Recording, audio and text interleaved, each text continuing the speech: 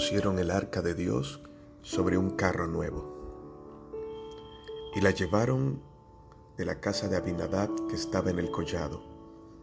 Y Usa y Ahío, hijos de Abinadab, guiaban el arca, el carro nuevo.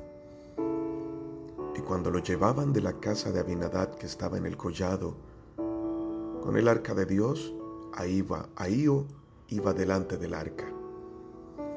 Y David y toda la casa de Israel danzaban delante del Señor con toda clase de instrumentos de madera, de hacha, con arpas, salterios, panderos, flautas y címbalos. Cuando llegaron a la era de Nacón, Usa extendió su mano al arca de Dios y la sostuvo, porque los bueyes tropezaban. Y el furor del Señor se encendió contra Usa, y lo hirió allí Dios por aquella temeridad, y cayó allí muerto junto al arca de Dios.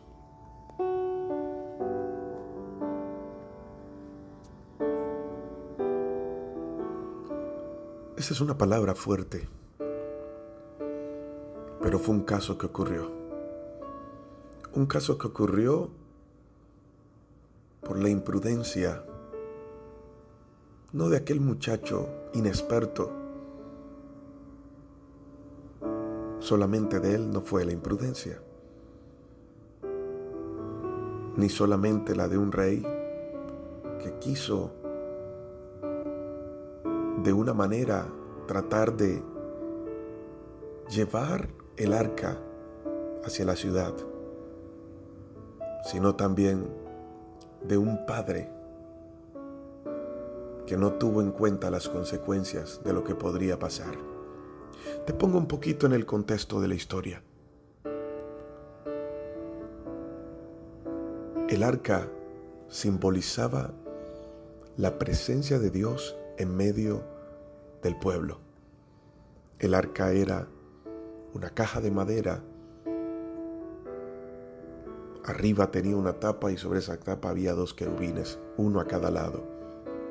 Dentro del arca habían 3 cosas importantes que le recordaban a Israel lo bueno que Dios había sido con ellos y los pactos que Dios había hecho con el pueblo de Israel. Uno de ellos era las tablas de la ley, la vara de Aarón que reverdeció y el maná que recibieron en el desierto. El arca para ellos era tan importante porque Dios había dicho: mientras el arca esté con ustedes, mi presencia va a estar allí con ustedes. Eso va a representar mi presencia. Y en los tiempos de un sacerdote llamado Elí, los filisteos se levantaron en guerra contra Israel. Israel, para sentir que estaban bien y que iban a ganar la batalla, se llevaron el arca para la guerra. La sacaron del templo y se la llevaron para ese lugar. Y en determinado momento, los filisteos toman el arca y se la roban. A partir de ese momento, comenzaron a decir: la gloria de Dios fue traspasada. Pasó el tiempo y los filisteos no pudieron tener el arca en sus tierras y se la devolvieron a Israel. Y allí es donde comienza todo. Cuando el arca la devuelven, llega a un lugar de la ciudad. Y los habitantes de aquella ciudad, cuando ven el arca, se alegran mucho, pero a la vez quisieron ver lo que estaba allí adentro. Y 70 de ellos cayeron al instante muertos. Porque había algo. Dios había declarado y había dicho que nadie podía tocarla o que nadie podía mirar adentro del arca, porque allí reposaba la presencia de Dios. Y Dios era muy estricto en ello. No se trataba de cuántas buenas intenciones la gente podía tener, porque a veces por las buenas intenciones cometamos los más grandes errores, por no decir que no y por decir que sí simplemente para quedar bien y por tratar de ayudar y porque es mi buena intención, terminamos haciendo el peor, terminamos haciendo un mal. Y estos hombres apenas vieron que, estas familias apenas vieron que estos 70 hombres murieron, decidieron que el arca pasara de ahí a otro lugar y se la llevaron a la casa de Abinadab. En la casa de Abinadab el arca estuvo 20 años. Pero lo que me llama la atención es que nunca durante esos 20 años la Biblia menciona que Abinadab fue bendecido en todo. Simplemente el arca reposó allí. Quizás la presencia de Dios estaba en su casa, pero no gobernaba la casa. Y es allí cuando yo comienzo a comparar y a decir, ¿por qué a veces tenemos tanto tiempo asistiendo a un lugar, asistiendo a una iglesia, y nuestra vida sigue siendo la misma? Esto pasa simplemente cuando a Dios lo hemos recibido en nuestra casa, pero todavía seguimos diciendo, Señor, quédate quieto allí, gracias por venir, pero todavía aquí mando yo.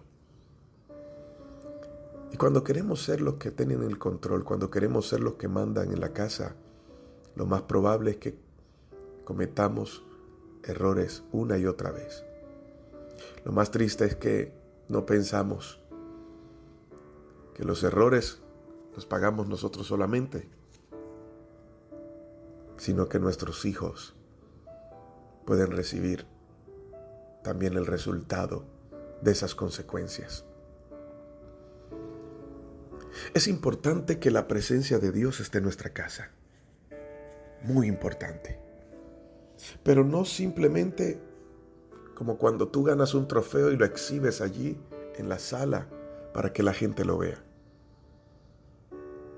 O no se trata solamente de que Dios esté en tu casa para que te ayude a apagar todos los incendios que en algún momento tú has ocasionado.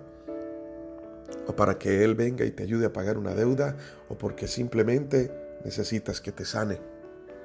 A veces tenemos a Dios como un amuleto. Dios no es ningún amuleto. No se trata de que si prendo canciones cristianas me va a ir bien. No se trata de que si comienzo orando el día, entonces eso me augura un buen día. No. Dios no es ningún amuleto. Dios es vida. Y como vida hay que vivirla y permitir que Él gobierne nuestro ser. No se trata de pedirle, Señor, entra en mi casa. Se trata de decirle, Señor, gobierna mi vida, gobierna esta casa. Es por eso que ahí hay una diferencia, porque mientras el arca estuvo en casa de Abinadab, en la casa de Abinadab todo estuvo normal. Pero si tú sigues leyendo esta palabra en 2 Samuel, el capítulo 6, en el versículo 11, cuando el arca estuvo en casa de otro hombre llamado Obed-Edom, geteo, en 3 meses Obed-Edom fue bendecido. Es allí la diferencia. En la casa de Abinadab duró 20 años. En la casa de Obed-Edom duró 3 meses. Lo que Abinadab no vio en 20 años, Gedeón lo vio en 3 meses. ¿Cuál fue la diferencia? Si en las 2 casas estaba el arca. No se trata solo de que la presencia de Dios esté en casa, sino cuál es el lugar que Dios ocupa en nuestra casa. Allí es donde tenemos que comenzar a meditar. ¿Cuál es el lugar que Dios ocupa en nuestra casa? ¿Cuál es el lugar que Dios ocupa en nuestro hogar? Él está gobernando, Él está dirigiendo. Es allí la pregunta que debemos hacernos. Porque si Él no gobierna nuestra casa, todavía estamos siendo gobernados bajo nuestra propia sabiduría, bajo lo que piensa y siente nuestro corazón. Y déjame decirte que el corazón del hombre es bien engañoso y perverso. Ahora, quiero enfocarme en algo. Y espero que me puedas entender. Abinadab tenía 2 hijos. estaba escrito que el arca de Dios solo podía ser cargada en los hombros por unas personas determinadas, escogidas para esa labor. Levitas apartados para cargar el arca.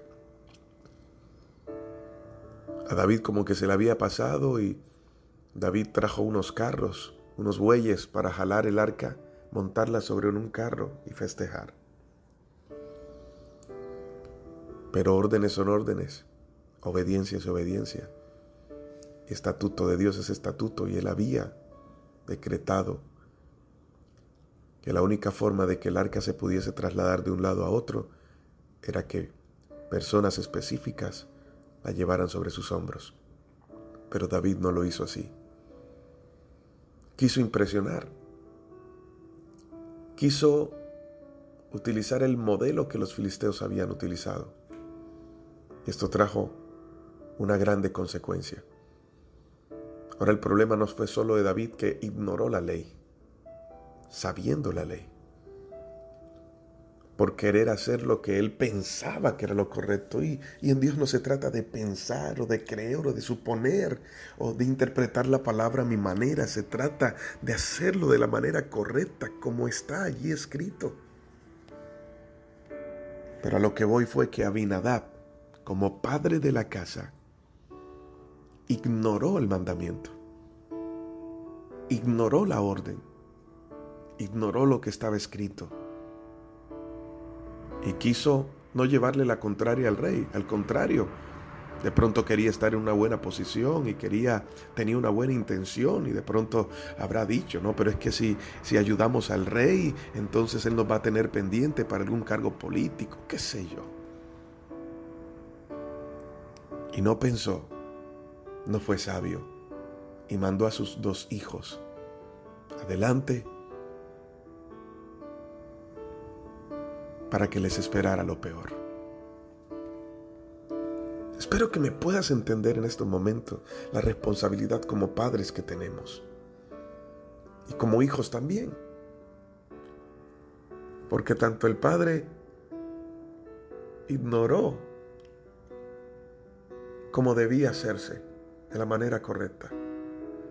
¿Cuántas veces hemos sabido qué es lo correcto, pero no lo hemos hecho correctamente? No solamente Abinadab ignoró lo que Dios había dicho, sino Usa y Ahío, sus 2 hijos, tampoco hicieron un par en su vida para decirle al rey y para decirle a su padre lo que no estaba bien. ¿Cuántas veces hemos obviado lo que no está bien? Porque queremos evitar un problema, o porque queremos que los hijos no nos llamen anticuados, o porque estamos en la era moderna y las cosas han cambiado. ¿Tú sabes cuántos padres hoy están llorando sobre la tumba de sus hijos?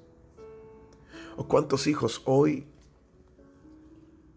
por no hacer caso, están en una cama de hospital?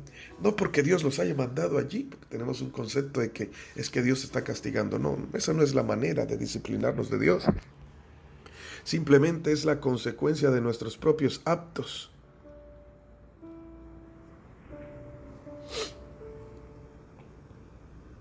Por ignorar la palabra. ¿Qué ocurrió? Abinadab mandó a sus hijos a la muerte. El primero que cayó fue Usa. Nadie podía estar en ese lugar al lado del arca si no había sido establecido por Dios. Y ese era un lugar que a Usa no le correspondía.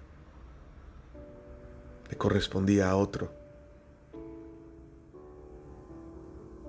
Pero Usa había recibido una orden de su padre, y su padre una orden del rey. Pero cuando sabes quién eres en Dios y hacia dónde vas, tú prefieres agradar a Dios en vez que los hombres. Y Abinadab no lo pensó. Simplemente, por una buena intención y por tratar de agradar, firmó la sentencia de su hijo. Y cuando Usa va a agarrar el arca porque piensa que se va a caer del carro de los bueyes, Usa cae muerto.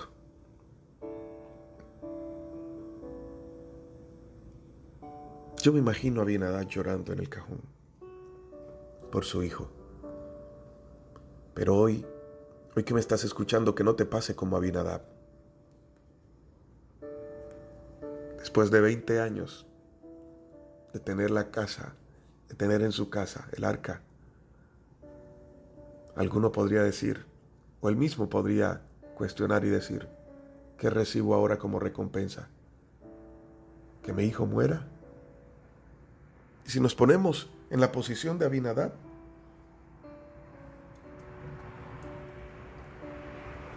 nos sentiríamos mal y cuestionaríamos a Dios. Señor, tanto tiempo, tantos años sirviéndote, tanto tiempo asistiendo a la iglesia, y lo único que veo es esto o lo otro, no logro avanzar.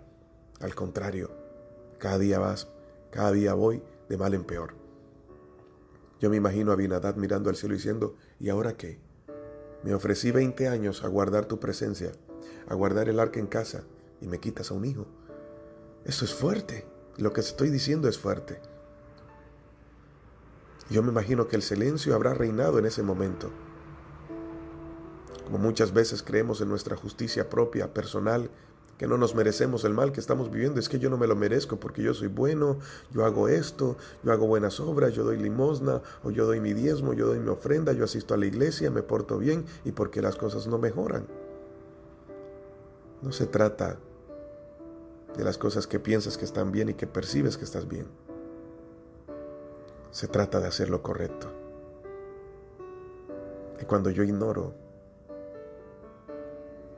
lo que Dios ha dicho, puedo pensar que estoy bien.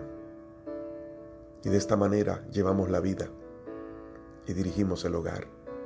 ¿Cómo estás dirigiendo la casa hoy? ¿Estás obviando lo que no está bien? ¿O estás haciendo un pare y poniendo en orden tu casa para que la bendición de Dios permanezca y sea quien gobierne en ella? Padre, hoy te doy gracias por esta palabra y pongo delante de ti cada vida que la está recibiendo. Espero, Señor, que les abras el entendimiento para que puedan recibir la palabra, entenderla, y a cada uno tú hables de acuerdo a lo que necesitan escuchar. En el nombre de Jesús. Amén. Hoy te habló tu pastor y amigo Elías Hoyos. Recuerda que Dios siempre llega justo a tiempo. Y quiero hacerte la invitación, si estás en Barranquilla y no tienes un lugar donde reunirte con tu familia a recibir una palabra de Dios, puedes acompañarnos en la carrera 49, número 72, 148. Allí te esperamos con los brazos abiertos. Bendiciones.